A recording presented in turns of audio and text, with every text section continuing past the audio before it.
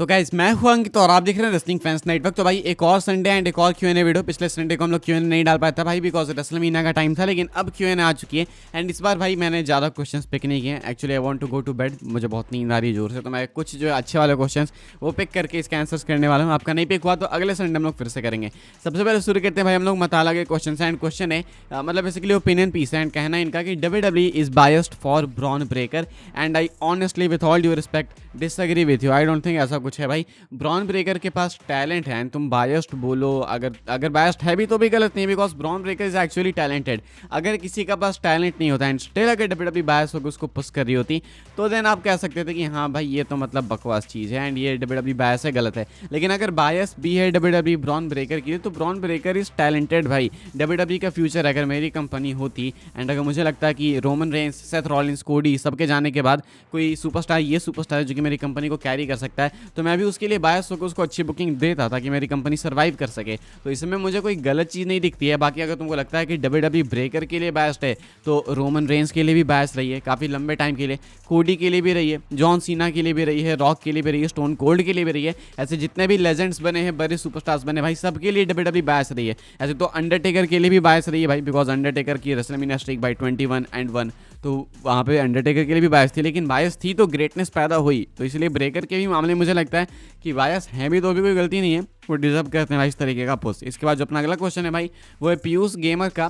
कहना है who will be Jey Uso first opponent. काफ़ी टफ क्वेश्चन है भाई, काफ़ी टफ क्वेश्चन। जब मैं क्वेश्चन पिक कर रहा था मैं सोच रहा था, अभी तक मेरे दिमाग में लिटरली कोई एक नेम नहीं आया, लेकिन अगर यहाँ पे किसी एक का नेम लेना ही लेना है तो भाई मैं चाहता तो था कि मैकेंटायर जाएं इस टाइटल के पीछे, लेकिन वो चीज़ अभी होते हुए दिख नहीं रही है। तो मुझे लगता है भाई कि शायद जे उसो के पहले चैलेंजर प्रोबेबली हो सकते हैं कि कोई बेबी फेस मेडिकार्ड सुपरस्टार होंगे। अब एग्जैक्ट नेम लेना काफ़ी मुश्किल सा लग रहा है मुझे, बिकॉज रोस्टर में मुझे ऊपर से कोई दिख नहीं रहा है। लेकिन हाँ मुझे लगता है कोई बेबी फेस मेडिकार्ड सुपरस्टार होगा जिसे जे उसो अपॉर्चुनिटी देंगे एंड 1-2-3 बार रिटेन करेंगे जे उसो एंड देन उसके बाद इवेंचुअली वो अपनी टाइटल ड्रॉप कर देंगे। इसके बाद जो क्वेश्चन है भाई वो है मोनाक का क्वेश्चन है, is there any chances of match between Seth फैक्सन and Roman's blood line.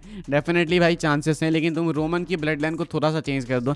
I don't think Roman Reigns is going to go back to the blood line. मुझे लगता है कि रोमन रेंस अगर टीम अप भी करेंगे तो सीएम पंक के साथ करेंगे, कुछ और सुपरस्टार्स होंगे जो कि रोमन के साइड होंगे। शायद हमें सर्वाइवर सीरीज में ट्रेडिशनल 5-on-5 मैच देखने को मिल जाए, लेकिन इसके लिए सेथ रॉलिंस को कुछ और बंदे रिक्रूट करने पड़ेंगे एंड रोमन रेंस को इधर भाई अपने साइड में पंक के अलॉन्ग साइड कुछ और बंदे रिक्रूट करने होंगे। हालांकि मुझे नहीं लगता है कि WWE वाले भाई इनको वॉर गेम्स या फिर ट्रेडिशनल टाइप का कोई मैच देंगे। मे भी हो सकता है किसी और इवेंट में शायद सिंपल टैग टीम मैच डालते हैं like Breakker and Rollins versus Roman and Punk. लेकिन अगर तुम्हारी बात है भाई ये फैक्शन वर्सेस फैक्शन की, तो मुझे नहीं लगता भाई कि WWE वाले रोमन को ब्लड लाइन के साथ डालेंगे अगर फैक्शन वर्सेस फैक्शन करते भी हैं तो।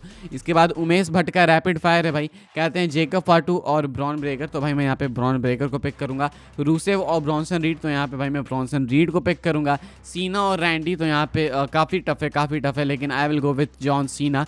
कोडी रोड्स और सीएम पंक की बात है तो कोडी रोड्स भाई। गर्लफ्रेंड और बेस्ट फ्रेंड, तो भाई हमारे दोनों नहीं है भाई मैंने बेस्ट फ्रेंड तो भाई दोस्त भाई मानते हैं हम लोग, तो भाई बोलूँगा मैं। बेस्ट फ्रेंड ऑब्वियसली भाई, गर्लफ्रेंड तो है नहीं, गर्लफ्रेंड होती कैसी भाई, गर्लफ्रेंड क्या होता है। इसके बाद जो अपना अगला क्वेश्चन है वो है म्यूजिक मेनिया रेसलिंग वॉर का। एंड क्वेश्चन है भाई का पहला क्वेश्चन कि who will be the third member of Seth Rollins faction. Possibly Austin Theory, लेकिन अभी वो है भाई ग्रेसन वॉलर के साथ, लेकिन उनका नाम आ रहा है, काफ़ी पॉपुलर है, तो मे भी हो सकता है। इसके बाद सेकंड क्वेश्चन है कैन सेमी टर्न हील। जब मैं मंडे नाइट रॉ देख रहा था भाई ऑनेस्टली मुझे फील आई कि शायद सेमी जेन भी हील टर्न करेंगे, लेकिन यहाँ पे बात है कि कितने सारे हील टर्न्स भाई रिसेंट टाइम्स में इतने सारे टर्न्स हुए हैं। चाहे तुम पॉल हेमन की बात करो, ये भी रोमन पंक के साथ थे, इन्होंने दोनों को बिट्रे किया।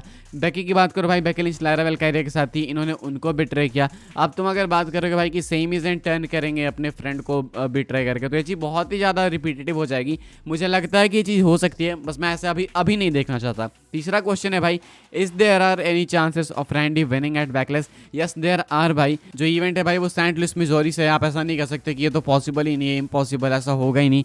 There are chances. WWE सीना के रन को अनप्रेडिक्टेबल बनाने के लिए कुछ भी कर सकती है and you just never know कि क्या पता रैंडी ऑर्टन जीत ही जाए, बिकॉज शायद इनका आखिरी मैच है, हु नोज। इसके बाद भाई जो अपना चौथा क्वेश्चन है वो है व्हेन विल वाइट 6 रिटर्न। कोई अपडेट ज़्यादा है नहीं, पिछले वीडियो में एक छोटी सी न्यूज़ मैंने आपको दी है, दोनों रेडी हैं, बट अभी क्या कर सकते हैं, वाइट 6 एंड एलेक्सा दोनों रेडी हैं, लेकिन अभी लगता नहीं है भाई कि WWE वाले इनको बहुत ही जल्दी बुलाएंगे। अपडेट्स बहुत टाइम से आ रही है, तो ट्रस्ट करना थोड़ा सा मुश्किल है मेरे लिए भाई। इसके बाद जो भाई अगला क्वेश्चन का वो है कि when will Rock return. No timeline भाई, कोई अपडेट नहीं है, कुछ कह नहीं सकते, इसलिए मैं कोई होप नहीं देना चाहता हूँ। एंड एंड में कहते हैं by the way love you भैया, thanks for giving wrestling news faster than anyone.